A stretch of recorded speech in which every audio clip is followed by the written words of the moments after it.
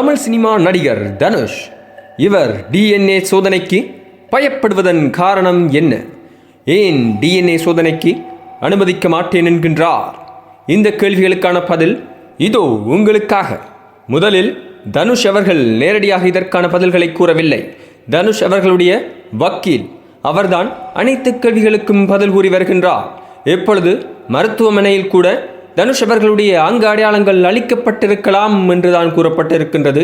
அளிக்கப்பட்டிருக்கின்றது என்று கூறப்படவில்லை என்று ஒரு கருத்தை கூறியிருக்கின்றார் தனுஷ் அவர்களுடைய வக்கீல். அது மட்டுமல்லாமல் கதிரேசன் குடும்பத்தினர்கள் பணத்துக்காகத்தான் இதை அனைத்தையும் செய்கின்றார்கள் என்ற ஒரு கருத்தையும் கூறியிருக்கின்றார். இது இவ்வாறு இருக்கும் பொழுது கதிரேசன் குடும்பத்தினர்கள் கூறியிருக்கின்றார்கள், உடலில் இருக்கும் மச்சம் போன்றவற்றை நவீன தொழில்நுட்பமாகிய லேசர் தொழில்நுட்பம் மூலமாக அளிக்க முடியும். ஆகவே டிஎன்ஏ பரிசோதனை தான் இங்கு முக்கியமானது. இறுதிக்கட்டமாக நாங்கள் போராடி கொண்டிருப்பது என்னவென்று பார்த்தீர்கள் என்றால் டிஎன்ஏக்கு அவர்கள் ஒத்துக்கொள்ள வேண்டும் என்று கேட்டிருக்கின்றார். இருப்பினும் அதற்கு பதிலளித்த தனுஷ் அவர்களுடைய வக்கீல் சாதாரணமாக அனைவரும் ஒருவித ஆதாரமும் இல்லாமல் ஒரு வழக்கை ஆரம்பித்து இலகுவாக டிஎன்ஏ பரிசோதனையை செய்வதற்கு இங்கு கூறப்பட்டிருக்கும் தனுஷ் அவர்கள் ஒரு சுப்பனோ குப்பனோ அல்ல.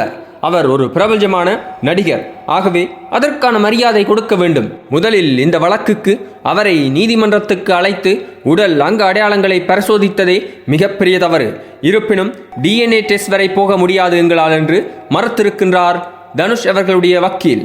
அந்த கருத்துக்கு எதிர்கருத்தாக கதிரேசன் குடும்பத்தினர்கள் கேட்டிருப்பது என்னவென்று பார்த்தீர்கள் என்றால், மடியில் கனமில்லை என்றால் மனதில் ஏன் பயம் இருக்க வேண்டும் என்று கேட்டிருக்கின்றார்கள்.